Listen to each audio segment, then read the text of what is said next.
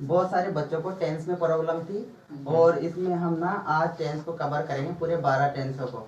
सबसे पहले हम पहचान पढ़ रहे हैं इनकी पहचान, के बाद में हम इसकी हेल्पिंग वर्ब और वर्ब देखेंगे।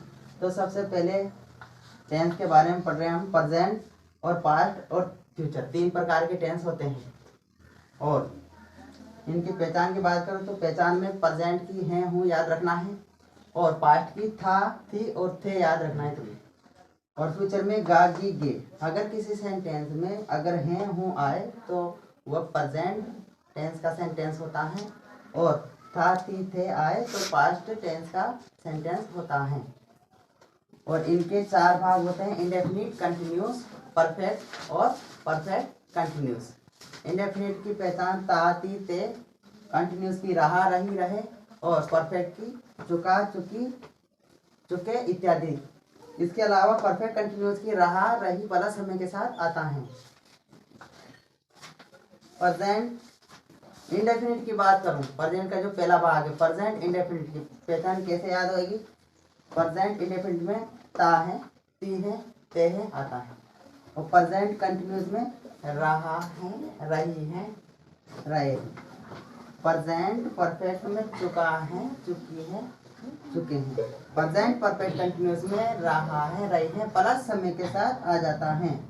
इसके जैसे सेम टू सेम पास्ट में भी ऐसा होता है। पास्ट इंडेफिनिट की बात करो तो पास्ट इंडेफिनिट में ता था ती थी ते थे आता है, परंतु इसमें आई ई ए के स्वर आते हैं।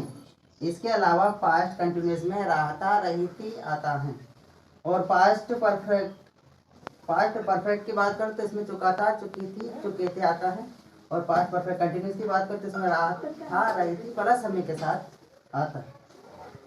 ऐसे ही same to same future tense के बारे में बात करो तो फ्यूचर इंडेफिनिट की गागी के याद रखना है तुम्हें, इसकी पहचान याद रखनी पड़ेगी फ्यूचर इंडेफिनिट की। इसके अलावा फ्यूचर कंटिन्यूस में रहा होगा रही होगी, फ्यूचर परफेक्ट में चुका होगा चुकी होगी। और फ्यूचर परफेक्ट कंटिन्यूस की बात करो तो रहा होगा रही होगी, सेम टू सेम इसकी जैसी पहचान होती है कंटिन्यूस की तरह, लेकिन इसमें समय के साथ आ जाता है। तो मैंने आपको पूरे टेंस की पहचान कवर करा दी। अब इसके बाद में हम सभी टेंसों की सहायक क्रिया देखेंगे और वर्ब देखेंगे।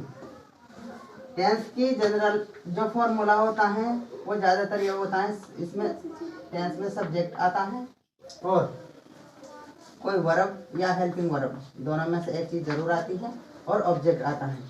यानी कि सभी टेंसों में वर्ब और हेल्पिंग वर्ब ज़्यादातर चेंज होती रहती। तो इसके बारे में हम अभी स्टडी करेंगे।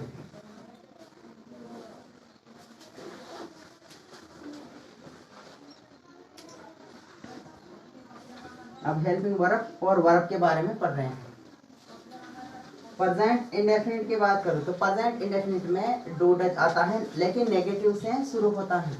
साधारण में क्रिया की फर्स्ट फॉर्म में एस या ईएस आता है यदि सब्जेक्ट सिंगुलर हो तो। और प्रेजेंट कंटिन्यूस में इजेमार आता है।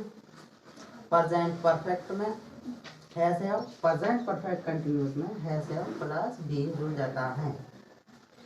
ऐसे ही पास्ट इंडेफिनिट में डिड शुरू होता है नेगेटिव से, लेकिन सिंपल में क्रिया की सेकेंड फॉर्म आती है। और पास्ट परफेक्ट की बात करूँ तो पास्ट परफेक्ट में हैड आता है सभी के साथ। पास्ट परफेक्ट कंटिन्यूस में हैड बीन जुड़ जाएगा, हैड के साथ बीन जुड़ जाएगा। ऐसे ही फ्यूचर में फ्यूचर इंडेफिनिट में विल से, फ्यूचर कंटिन्यूस में will be shall be, future perfect में विल हैव शैल हैव और फ्यूचर परफेक्ट कंटिन्यूस में will have shall have been आता है। मैंने सभी टेंसों की वर्ब और हेल्पिंग वर्ब क्लियर करा दी।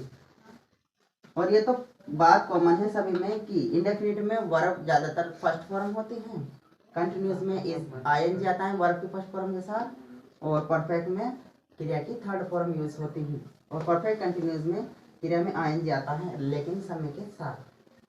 इनको आप याद कर लेना बाद में।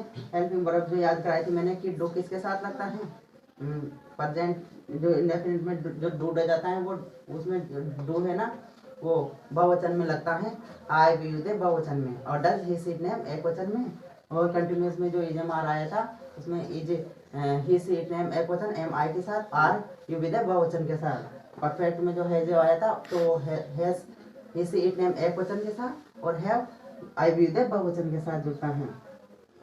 ऐसे same to same perfect continuous में जो बी नहीं लगेगा शायद इसमें तो और ज़्यादा चेंजिंग नहीं होती, इनको आप याद कर लेना। Okay, thanks.